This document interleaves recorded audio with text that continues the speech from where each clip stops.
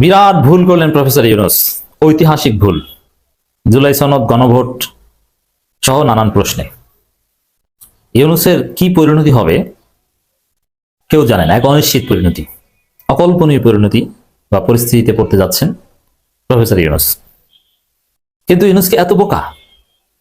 দর্শক, আমি প্রথমে একটু এই জিনিসটা বুঝাই। দেখেন, জুলাই সনদ, গণভোট সহ নানান বিষয়ে প্রেসিডেন্ট অর্ডার বা কোনো আদেশ, আপনি এগুলো নিয়ে যাই বলেন না কেন, তাতে বিএনপি কতটুকু জিতেছে, জামাত কতটুকু জিতেছে, কতটুকু অনিশ্চয়তারা, খেলা কোন লেভেলে চলছে, এনসিপির চুপচাপ থাকা, এগুলো নিয়ে নানান রহস্য, লাভ ক্ষতি বিশ্লেষণ, এগুলো চলবে। That's different. কিন্তু ব্যক্তি ইউনূসের বিষয়টা, এটা আমরা এখন আলোচনা করব। ব্যক্তি ইউনূস মানে ইউনূস এবং তার উপদেষ্টা পরিষদ। যদিও এখানে মনে রাখবেন, কোনো ভুলের কারণে যদি ইউনূস এবং ইউনূসের উপদেষ্টা পরিষদ বিপদে পড়ে, লেজিটিমেসি ক্রাইসিসে ভোগে, তাহলে সাদিক কায়েমরা, নাহিদ ইসলামরা, এনসিপির ছেলেরা সবাই ভুগবে, সবার পরিণতি হবে এক। সাপোজ যেমন দেখেন, এই জুলাই সনদ বা এই বিষয়ে চূড়ান্ত সিদ্ধান্ত যা হয়েছে, এতে ইউনূসের জীবনের নিশ্চয়তা পাওয়া যায়নি, উপদেষ্টাদের জীবনের নিশ্চয়তা পাওয়া যায়নি, তাদের ক্ষমতার কোনো বৈধতা পাওয়া যায়নি, এবং বৈধতা হবে এরও কোনো নিশ্চয়তা দেওয়া হয়নি। তাহলে সবকিছু ঝুলে আছে নেক্সট পার্লামেন্টের হাতে। নেক্সট পার্লামেন্ট চাইলে ইউনূস এবং ইউনূসের উপদেষ্টা পরিষদ এবং সমস্ত বিপ্লবীদের ব্ল্যাকমেইল করতে পারবে, বলতে পারবে তোমরা এইটা করো, এইটা করো, তোমাদের জায়গা, জমি, ধন সম্পদ যা আছে লিখে দাও, নইলে কিন্তু ফাঁসি। যদি নেক্সট পার্লামেন্ট, নেক্সট সরকার চায় যে কাউকে দেশ ত্যাগ করতে দিব না, ব্ল্যাকমেইল করে দেশের মধ্যে, রুমের মধ্যে গৃহবন্দী করে রাখা সম্ভব। হ্যাঁ, দেশ ত্যাগ করতে দিব, জায়গা জমি সব লিখে দাও, এরকম পরিস্থিতি কিন্তু তৈরি হয়েছে। যেমন দেখেন, সরকার, আমি বিএনপি জামাতের লাভের কথা বলছি না, রাজনৈতিক দলগুলোর দিন শেষে তেমন কিছু হবে না। কারণ রাজনৈতিক দলগুলো একটা সংগঠিত শক্তি, তারা সাময়িক বিপদে পড়বে, হয়তো বা ক্ষমতা আসতে পারবে কি পারবে না, জীবন মরণ প্রশ্ন। জীবন মরণ প্রশ্নটা হবে সরাসরি ডক্টর ইউনূস এবং তার উপদেষ্টা পরিষদ এবং সরাসরি বিপ্লবের নেতৃত্ব দানকারী যারা, সেখানে আমিরে জামাতও না, আমিরে জামাত বিপ্লবের নেতৃত্ব দানকারী না, বিপ্লবের নেতৃত্ব দানকারী হচ্ছে নাহিদ, আসিফ, মাহফুজ, সাদিক কায়েমরা, এস এম ফরহাদরা, শাকিল এবং মঞ্জুরুল ইসলাম, জাহিদ, সাদ্দাম, এরা। জামাতের কেউ না। এদের জীবনের কোনো গ্যারান্টি এখন পর্যন্ত পাওয়া যায়নি, যেটা জুলাই সনদের মধ্য দিয়ে পাওয়ার কথা ছিল। কিভাবে আসেন দেখেন, ইউনূসের ভুলটা কোথায়। দেখেন, এই সরকারের কোনো বৈধতা এক্সিস্টিং সংবিধান অনুযায়ী নেই।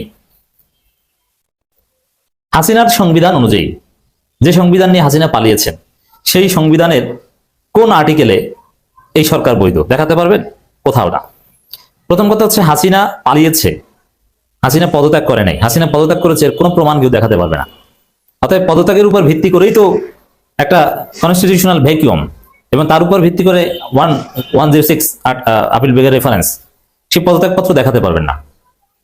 দ্বিতীয় হচ্ছে, আপিল বিভাগের রেফারেন্সের কথা বলা হচ্ছে, আপিল বিভাগের রেফারেন্সের কপি কেউ দেখাতে পারবে না। কারণ যখন আপিল বিভাগের রেফারেন্সের কথা বলা হচ্ছে, তখন বিচারপতিরা অনেকেই পালাতক ক্যান্টনমেন্টে। এটাও শুদ্ধ না। আর যদি শুদ্ধ হয়েও থাকে, পদত্যাগ এবং রেফারেন্স শুদ্ধ হয়েও থাকে, তাহলে আপনাকে এই সংবিধান অনুযায়ী 90 দিনের মধ্যে ইলেকশন করতে হবে। 90 দিনের মধ্যে কোনো কারণ না পারলে পরবর্তী 90 দিনের মধ্যে। এর মানে আপনি সর্বোচ্চ 180 দিন বৈধ, 90 তারপরে ব্যাখ্যা দিয়ে আর 90। কিন্তু 180 দিন তো পার হয়ে গেছে অনেক আগে। আপনার বৈধতার ভিত্তি কি? এই সংবিধান কিছুতেই বৈধতার ভিত্তি দেয় না। এই যে গণভোটের সিদ্ধান্ত নেওয়া হয়েছে, আরো নানান কিছু, এগুলোর বৈধতার ভিত্তি কি? এটাকে আছে সংবিধানে? আচ্ছা, এরপরে দেখেন, এই যে রাষ্ট্রপতির আদেশ জারি করা হয়েছে, রাষ্ট্রপতির আদেশ এবং অধ্যাদেশ দুইটার মধ্যে পার্থক্য রয়েছে। রাষ্ট্রপতি এতদিন সংবিধান অনুযায়ী তার উপর প্রদত্ত ক্ষমতা বলে রাষ্ট্রপতি অধ্যাদেশ জারি করতেন, কিন্তু এবার জনগণের সার্বভৌম ক্ষমতা এবং গেজেটে স্পষ্ট লেখা আছে, অভিপ্রায়ের উপর ভিত্তি করে আদেশ জারি করেছে, যেটার কোনো সাংবিধানিক ভিত্তি নাই। তো এগুলো একটা অনিশ্চয়তা যে কি করেছেন, মানে এই সরকারের কোনো বৈধতা নেই, এবং রাষ্ট্রপতিকে সেখানে ইনক্লুড করেছেন। এবং গণভোটটা যদি নির্বাচন আগে হয়ে যেত, তাহলে ওইটা একদম ফাইনাল পাস হয়ে গেলে একটা কথা ছিল যে গণভোট হয়ে গেছে, গণভোটের রায় হওয়া মানে এটার উপর আর কোনো কথা নেই, আর বাকি কাজ হচ্ছে জাস্ট ফলাফল প্রিন্ট দেওয়া। কিন্তু এখানে ইউনূস কি করেছে, 180 দিন ঠিক করে দিয়েছে, আবার কনস্টিটিউয়েন্ট অ্যাসেম্বলি করে দিয়েছে যে তারা এটা করবে সেটা করবে। এর মানে গণভোট কিন্তু এখানে হাইয়েস্ট বডি হলো না, অ্যাপেক্স ডিসিশন মেকারস হলো না। গণভোটটাকে আবার পরবর্তী কনস্টিটিউয়েন্ট অ্যাসেম্বলি তারা এটাকে পাশ করবে, এই করবে, সেই করবে গণভোট অনুযায়ী। 180 কার্য দিবস, 180 দিন না, 180 কর্মদিবস। এর মানে কি ওইটা 2 বছরও লাগতে পারে। কোনো কারণে যদি সংসদ দীর্ঘদিনের জন্য স্থগিত থাকে, মানে 180 দিন সংসদ বসতে হবে, এইটা ছুটির দিন বা কোনো ভ্যাকেশন ওগুলো বাদে। এই জায়গাও কিন্তু জটিলতা আছে। তাহলে কি বোঝা গেল? যে গণভোট হয়ে গেলেই যে ইউনূস সরকার বৈধতা না, পরবর্তীতে যারা ক্ষমতা আসবে তাদের হাতে নির্ভর করে ইউনূস সরকার বৈধতার উপর। কারণ পরবর্তীতে যারা ক্ষমতা আসবে তারা যদি বৈধতা না দিয়ে 180 দিন যদি ঘুরায় এবং তারা যদি শেষ পর্যন্ত বৈধতা না দেয়, তারপরে যদি সরকারের লোকজন বিপ্লবী সবাইদেরকে আটকায় দেশের মধ্যে, আটকানো বলতে জেলে নেওয়ার দরকার নেই, বিদেশ যেতে পারবে না, তারপরে যদি বলে যে এখন ধন সম্পদ যা আছে সব লিখে দাও, অথবা রাজনৈতিকভাবে বিএনপির সাথে মার্জ হয়ে যাও, যারা ক্ষমতা আসবে, জামাত তো যদি ব্ল্যাকমেল করে, কিচ্ছু করার থাকবে না।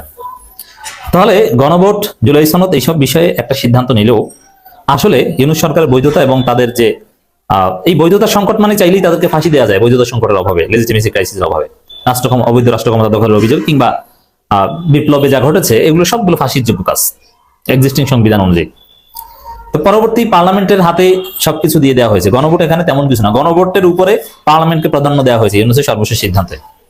কারণ গণভোট অনুযায়ী গণভোট নিয়ে পরবর্তী পার্লামেন্ট কাজ করবে। এমন না যে গণভোট হয়েছে মানে শেষ, এই চ্যাপ্টার ক্লোজ, এটা নিয়ে কোনো কনস্টিটিউশন অ্যাসেম্বলি আর কিছু নাই, গণভোট হয়েছে মানে খেলা শেষ, এরকমও কিন্তু না। এই জায়গায় এবং গণভোটের বিরুদ্ধে আদালতে মামলা করলে সেই মামলা অবশ্যই এক্সিস্টিং সংবিধান অনুযায়ী এই গণভোট অবৈধ ঘোষিত হবে, রিট হবে।